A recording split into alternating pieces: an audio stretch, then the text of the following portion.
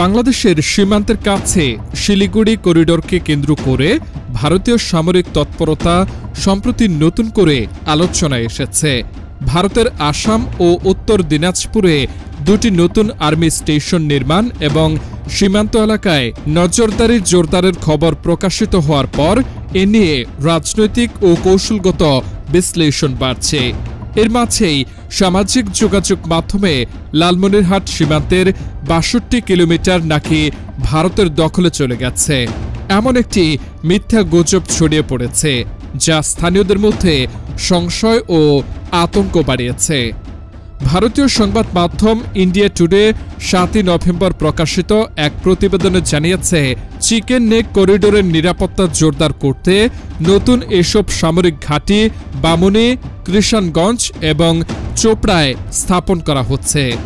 গোয়েন্দা সংস্থার একটি উচ্চপদস্থ সূত্রের বরাত দিয়ে প্রতিবেদনে বলা হয়েছে, সীমান্তের বেশ কিছু গুরুত্বপূর্ণ গ্যাপ পূরণ, নজরদারি বৃদ্ধি এবং দ্রুত প্রতিক্রিয়া সক্ষমতা উন্নত করার লক্ষ্যেই এই পদক্ষেপ। ভারত চিকেন নেক করিডোরকে তাদের সবচেয়ে স্পর্শকাতর ভৌগোলিক অঞ্চল হিসেবে দেখে। মাত্র ২২ কিলোমিটার বিস্তৃত এ করিডোর দিয়ে ভারতের উত্তর পূর্বাঞ্চল বা সেভেন সিস্টার্স রাজ্যগুলোর সঙ্গে বাকি দেশের স্থল সংযোগ বজায় রয়েছে। করিডোরটির চারপাশে নেপাল, ভুটান, বাংলাদেশ এবং চীনের সীমান্ত থাকায় এটি কৌশলগতভাবে অত্যন্ত গুরুত্বপূর্ণ। ইন্ডিয়া টুডে আরও দাবি করেছে, পাকিস্তানের joint chief of staff chairman general Shahir Shamshad মির্জার ঢাকা সফর এবং বাংলাদেশের প্রধান উপদেষ্টা ড মোহাম্মদ ইউনূসের সঙ্গে বৈঠকের পর ভারত এই অঞ্চলে নিরাপত্তা বাড়ানোর উদ্যোগ নিয়েছে।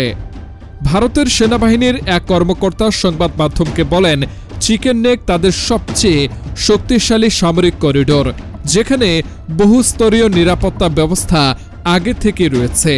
প্রয়োজনে পশ্চিমবঙ্গ, সিকিম এবং উত্তর পূর্বাঞ্চলে মোতায়েন সেনাদের দ্রুত সময়ের মধ্যে এই করিডোরে জড়ো করা সম্ভব বলেও তিনি দাবি করেন। এর আগে ভারতীয় সেনাপ্রধানও একই বক্তব্য দিয়েছিলেন। এদিকে সীমান্ত এলাকায় ভারতের এ ধরনের সামরিক তৎপরতার খবর ছড়ানোর মধ্যেই লালমনিরহাট সীমান্তের ৬২ কিলোমিটার ভারত দখলে নিয়েছে এমন ভুয়া তথ্য সামাজিক যোগাযোগ মাধ্যমে প্রচার করা হচ্ছে।